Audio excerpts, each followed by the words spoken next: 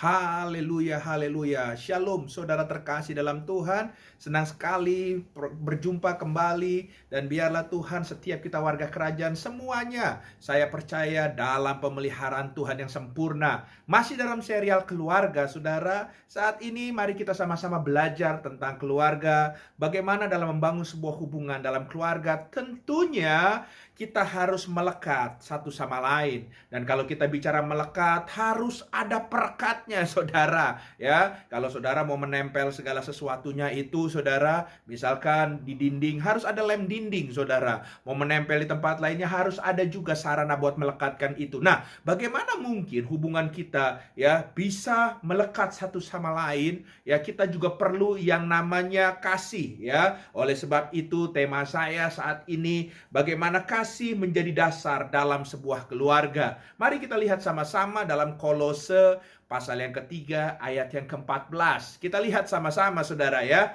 Kolose pasal 3 ayat yang ke-14. Demikian firman Tuhan, dan di atas semuanya itu kenakanlah kasih sebagai pengikat yang mempersatukan dan menyempurnakan. Katakan amin. Saudara terkasih dalam Tuhan, dengan jelas dikatakan, saudara boleh pakai banyak hal, banyak cara untuk saudara bisa punya hubungan yang baik dengan pasangan saudara. Tapi terlepas dengan metode, dengan cara dan lain sebagainya, tetap Alkitab berkata di atas semuanya itu, saudara harus memakai atau mengenakan yang namanya kasih. Kasih itu adalah menjadi dasar dalam saudara membangun hubungan satu sama lain, juga membangun keluarga yang saudara ingin idam-idamkan menjadi keluarga yang sehat, ya. Sebab waktu saudara menerapkan kasih dalam keluarga, dalam hubungan saudara, maka kasih itu dikatakan bisa menjadi pengikat.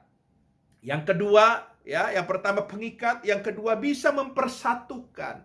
Dan yang ketiga tentunya, kasih itu bisa menyempurnakan. Wow, haleluya, haleluya, haleluya.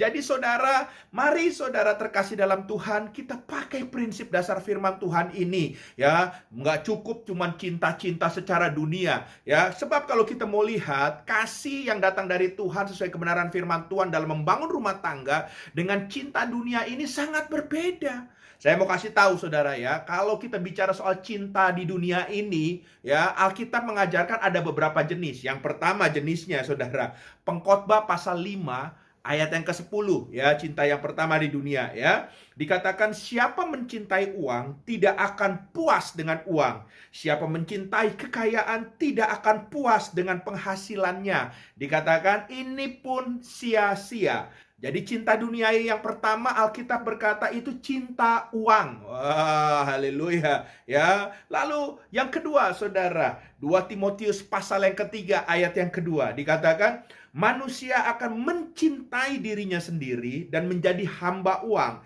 Mereka akan membual dan menyombongkan diri. Mereka akan menjadi pemfitnah. Mereka akan berontak terhadap orang tua dan tidak tahu. Saudara, garis bawahi dikatakan manusia akan mencintai dirinya. Hal yang kedua, cinta akan diri sendiri. Nah, ini cinta dunia. Gaya dunia ini dia akan egois. Apa yang baik buat dia, apa yang menyenangkan dia, menyukakan dia, itu adalah cinta dunia, saudara, ya. Dan yang terakhir, saudara, apa yang Alkitab katakan soal cinta dunia? Yohanes pasal 12 ayat yang ke-25.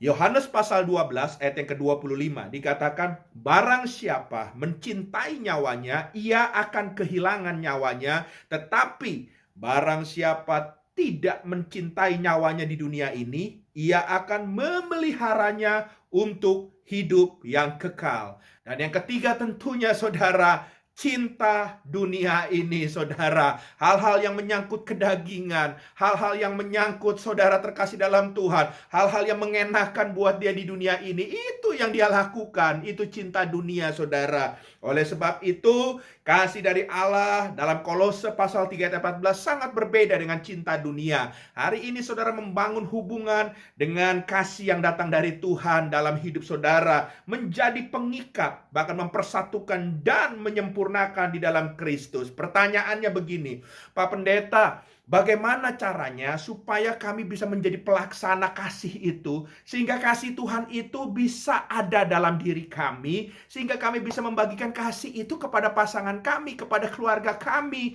Bagaimana? Saudara, yang pertama, saudara, Kolose pasal 3 ayat yang ke-15 dikatakan, hendaklah damai sejahtera Kristus memerintah dalam hatimu, karena untuk itulah kamu dipanggil menjadi satu tubuh dan bersyukurlah. Jadi kalau saudara pingin ada kasih dalam hidup saudara untuk dibagikan kepada pasangan saudara, nggak ada jalan lain.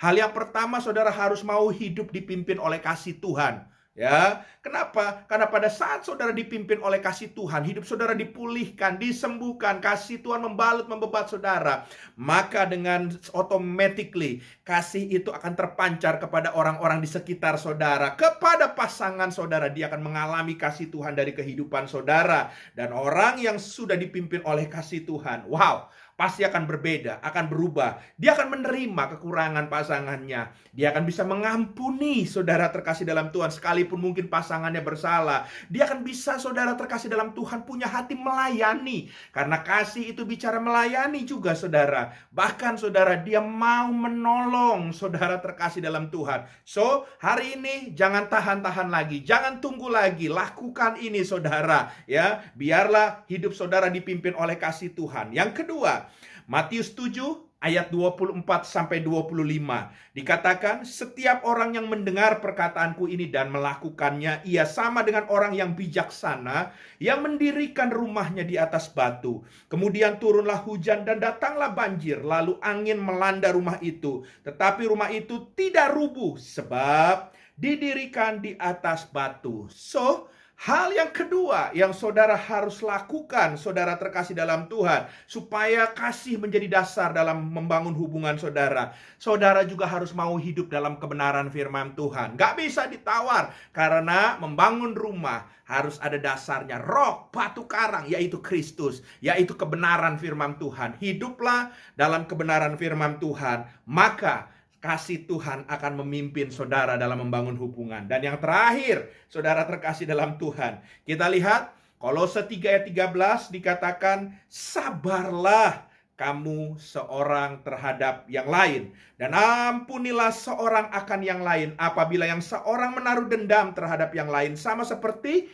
Tuhan telah mengampuni kamu, kamu perbuat jugalah demikian. Jadi saudara terkasih dalam Tuhan, yang ketiga, supaya hidup saudara dipimpin oleh kasih Tuhan, bagaimana caranya? Saudara harus mau dipulihkan oleh Tuhan. Tidak peduli latar belakang saudara apa. Rasul Paulus bilang, latar belakangnya dia katakan segala sesuatu itu adalah sampah. Apapun latar belakang saudara, kalau saudara angkat tangan minta dipulihkan oleh Tuhan, dan kasih Tuhan akan membalut, membebat saudara, menjadikan saudara ciptaan yang baru, maka kasih itu yang akan menolong saudara untuk membangun rumah tangga saudara. Tuhan memberkati setiap kita yang mendengar. Mari kita berdoa. Bapa, hamba berdoa, biarlah saat ini hamba mengarahkan tangan hamba buat setiap kami yang mendengar. Kasih Tuhan menjamah melawat setiap kami, Tuhan, sehingga melalui kasih Tuhan dapat menolong kami, memampukan kami. Kami juga berjalan dalam kasih-Mu yang sesungguhnya. Kami hidup dalam kebenaran firman-Mu, dan pemulihan demi pemulihan juga dinyatakan buat setiap kami, sehingga kami menjadi display kerajaan-Mu, dan rumah tangga kami menjadi rumah tangga yang sehat karena kasih Tuhan Yesus yang memimpin rumah tangga kami. Terima kasih, materaikan firman Tuhan kami terima dengan penuh ucapan syukur.